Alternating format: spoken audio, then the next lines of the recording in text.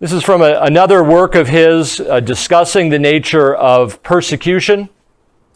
And he says here, conflict between the church and state puts an end to any false state of peace and instead reveals the universal truth of continual, ongoing spiritual warfare. That is to say, he considers in this piece the notion that in times of non-persecution, the church is seeing the good side of the state, that there's two different versions of the state, the good kind and the bad kind, and that in non-persecution, we're seeing how good a state can be. And he says, no, that's not right. Actually, between the forces of the state and the Christian, there is always warfare. There is never true peace. They are two manifestations of the same problem. We like one better than the other. We don't ask for the worst side.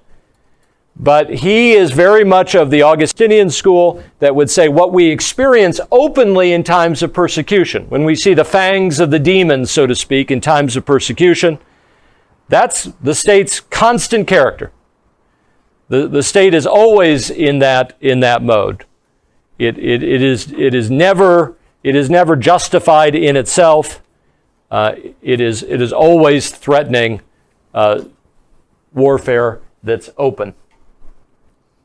He also is a very large proponent of the view that we've seen again and again in the early church, that we see in the scriptures, that for Christians, we should understand times of persecution in their promise. We were talking on Tuesday about the way in which we can give God praise at all times, not just in His sanctuary, but everywhere under the vast expanse of heaven. Times of persecution, the church has always said, are to be met with joy. How do you do that? Well, you do that, he says, because in times of persecution, your unity with Christ is more apparent, it's more visible, it's drawn into greater embodiment in your life. When you are persecuted on earth, you are praised in heaven. When you join with Christ in sufferings, you are joined with Him in spirit indeed.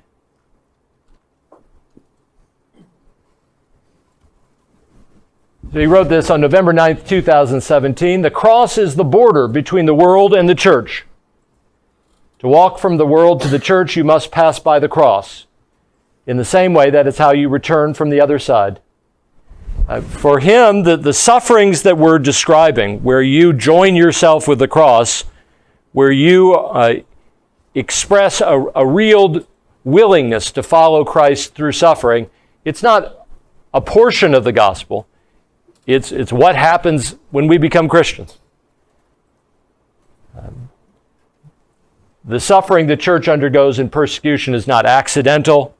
It's essential to our ability to take up a cross and follow Jesus Christ. This is the way he expresses the universality of the Christian call to be a witness. Not every believer will be a martyr, by which I think he means will die or be imprisoned by persecutors. But in churches of all ages, as long as you belong to the church, the life of martyrdom is a life we share in common.